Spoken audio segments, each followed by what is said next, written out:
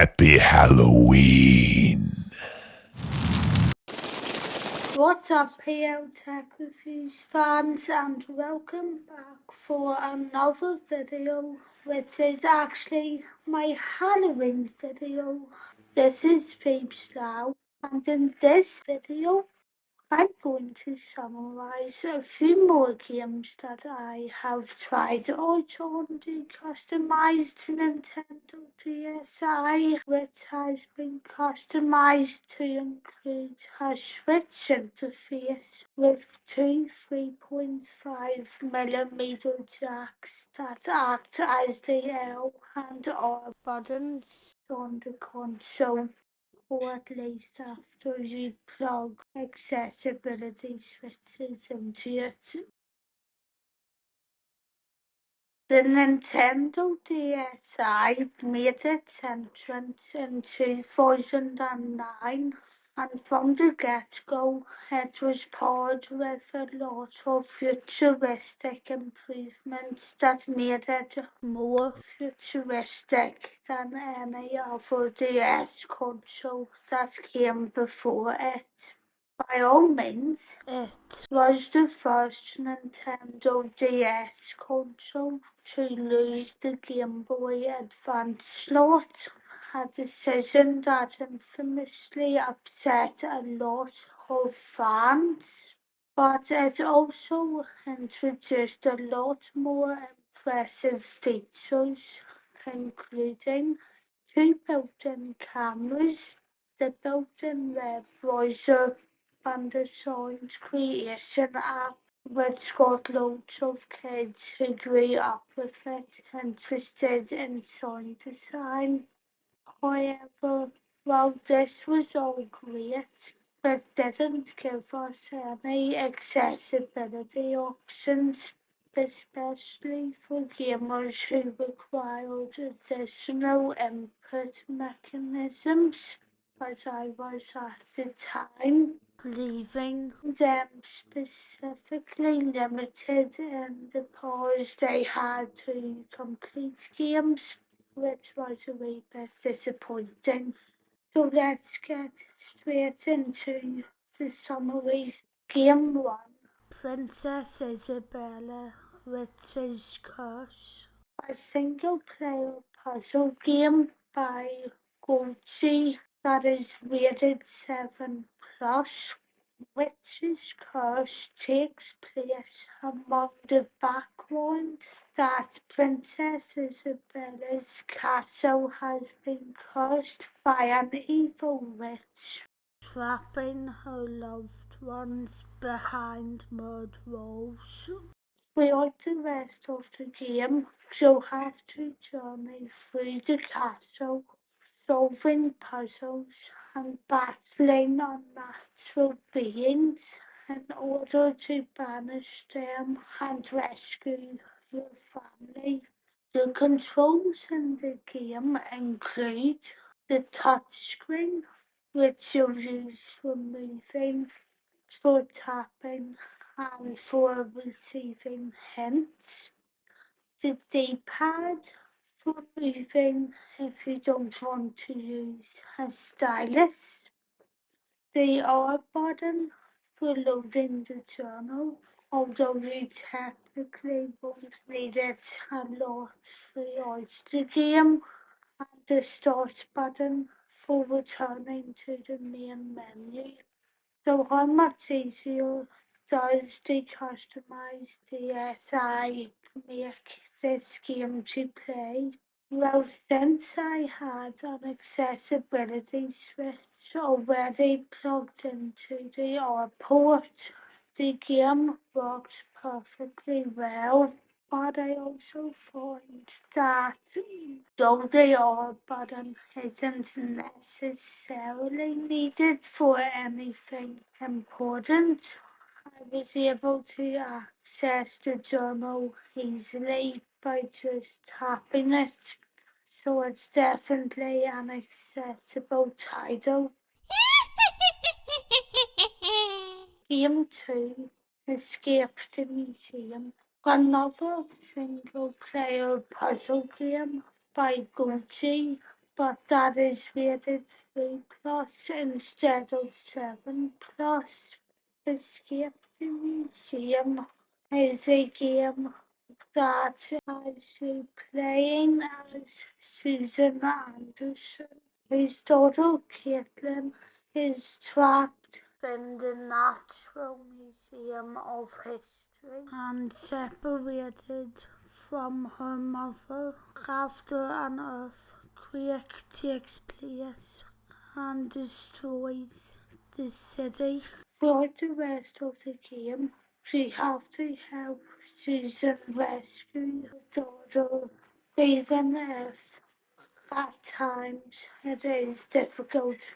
The controls for the game include the DSi's touchscreen for navigating and selecting objects, as well as accepting dialogue.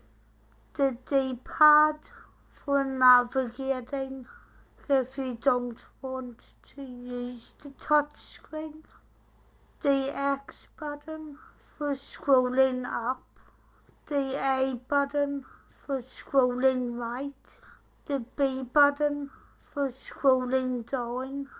The Y button for scrolling left. The R button to receive a hint. The Start button to pause or return to the main menu, and the Select button to access the advanced dialogue page. So does the Customised DSi make this game easier to play? Well, after trying it out again recently, I can categorically say that the answer to this question is yes, given that it only requires you to use one shoulder button and to tap it once if you need to. It is made immensely easier, especially as after you plug an accessibility switch into the port, you only have to tap once. However, you also don't need to hold whichever switch you have plugged into the port down, which also makes it even easier. And for that reason, I have found Escape the Museum highly enjoyable, and I might even add it into my list of games to play a bit more of soon. Game 3, Emily Archer and the Curse of Tutankhamun.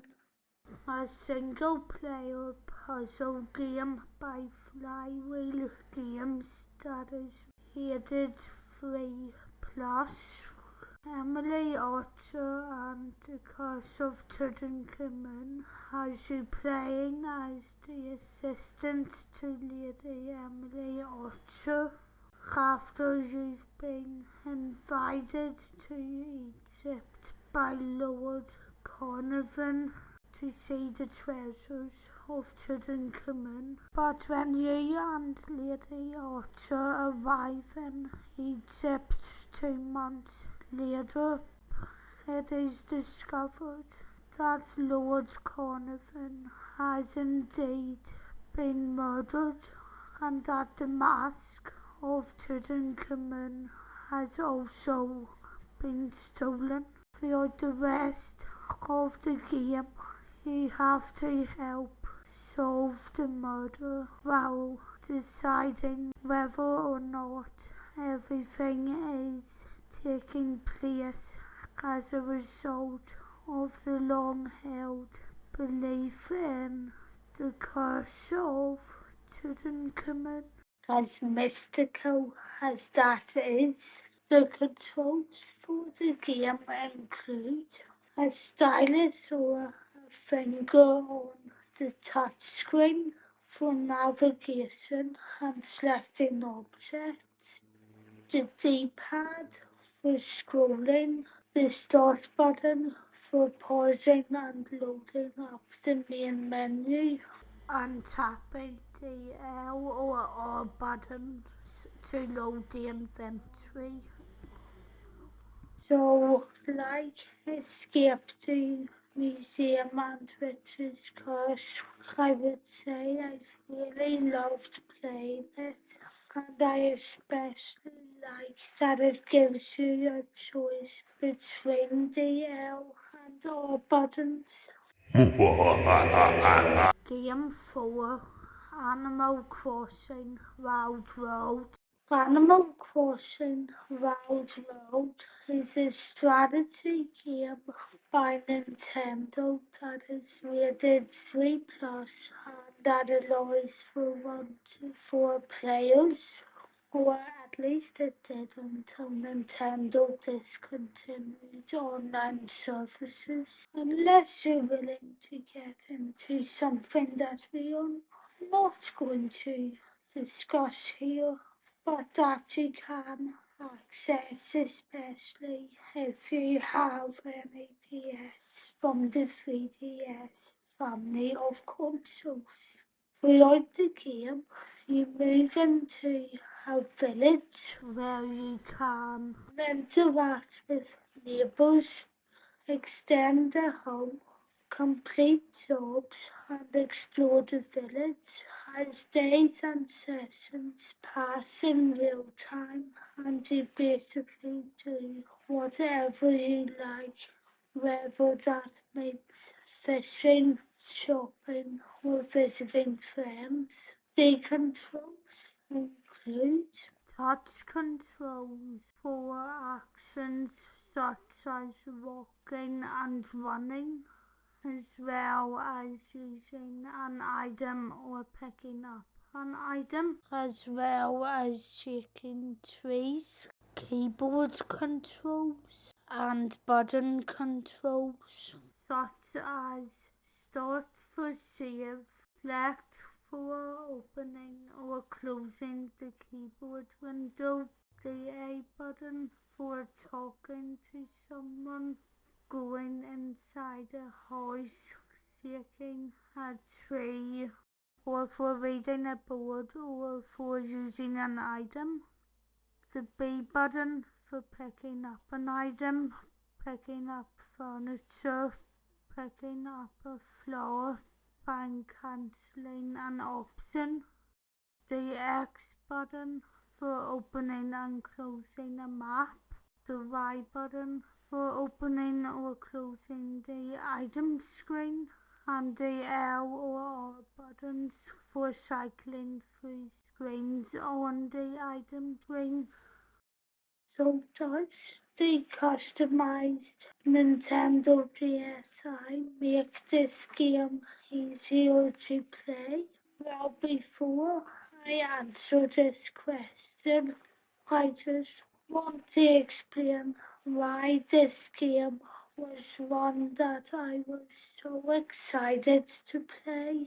And that was basically down to the fact that I remember being a teenager, hearing a new Animal Crossing game had just came out, begging someone to get it for me and feeling so disappointed I couldn't finish the game. Once I learned it required buttons I couldn't press, and that's why I knew Animal Crossing would be a game I wanted to test out on the Customised DSi when I started trialing it, and I'm happy I finally have. I've enjoyed walking around the road and had an easy time shaking trees, and while the L or R buttons haven't really been crucial in the part I've played through at this time, having the ability to use accessibility switches has been really reassuring. The only unsatisfactory thing about it is the lack of internet connectivity in the modern world. But yes, for the most part, Animal Crossing Railroad is made significantly easier thanks to the Customised DSi, or at least better than it was for me. Game 5, Mario Party DS. A Party DS game developed by Nintendo and rated 3+. Mario Party DS is a multiplayer and single-player game which also offers 5 exclusive boards full of traps and fun, such as Donkey Kong's Wow Jungle, Princess Peach's Music Room, Bowser's Pinball, and more. But what made this Mario game different than most other Mario titles in Nintendo's catalog, whether back in the retro times or in the current day, is that it was the first Mario game to blend touchscreen controls and buttons together. Not something that everyone was a fan of, but something that may make it easier to play for some physically disabled gamers. The controls for the game include the touchscreen for a range of functions, such as choosing menu options, tapping and sliding, the L and R buttons for scrolling through lists in the game, the D-pad for controlling character movement and the finger cursor, the start button for pausing menus, the B button for cancelling selections or returning to the previous screen, the A button for confirming actions and jumping, though only in some games, and the X button for selecting mini-games on the mini-game screen and jumping, but only in some games. So how much easier does the Customised DSi make this game to play? Well, compared to older games, the touch controls on Mario Party DS does make it easier to play, but it only does so as long as it doesn't blend jumping into it, which after a few minutes into trying it out, I found out it eventually does. I was led to believe on the website I ordered the game from that jumping had been swapped to movements you could make with a stylus, and I had hoped that would be the case.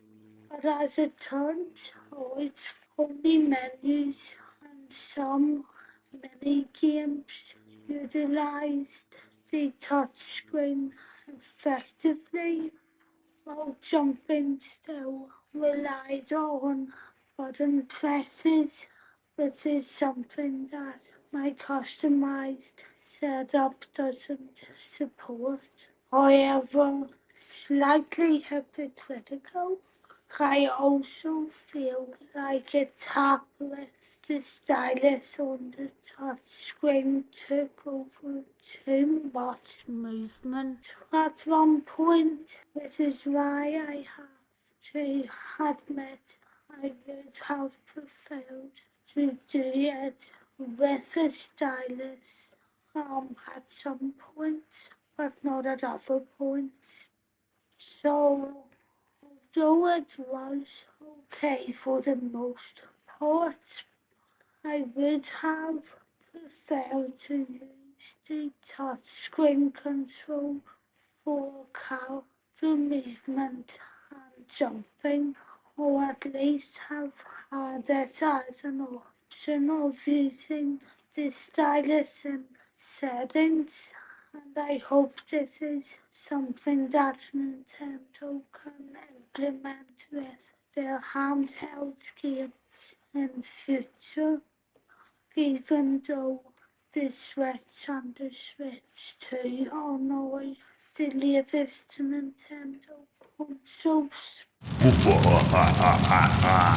Game 6, Crime Lab Body of Evidence. A single-player adventure game by City Interactive and rated 12 plus.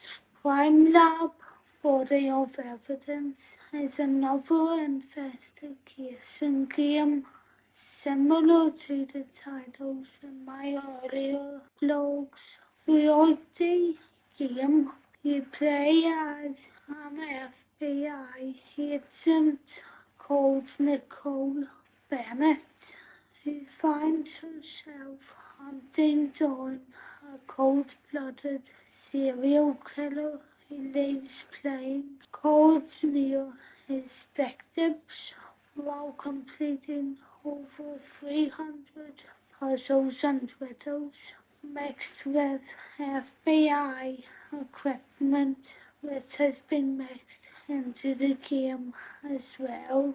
Unlike the other games mentioned in this video, Crime Lab Body of Evidence has controls that actually don't require a customized DSi, with those including the D-pad for navigating or scrolling and the stylus on the touchscreen, which is used for tapping and selecting objects as well as navigating if you want to use it for that.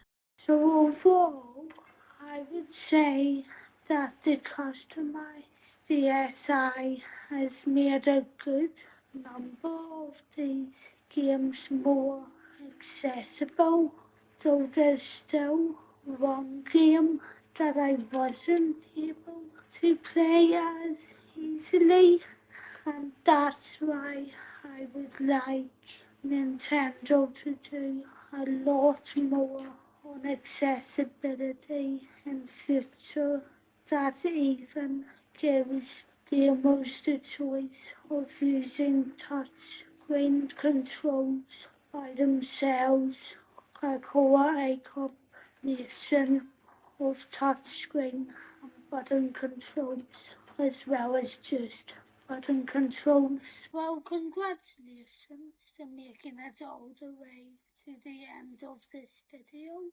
And if you have found what I've said interesting, please consider subscribing to the channel and checking out my playlist full of other customized DSi videos. I update this channel with new videos all about accessible technology and gaming around twice a month.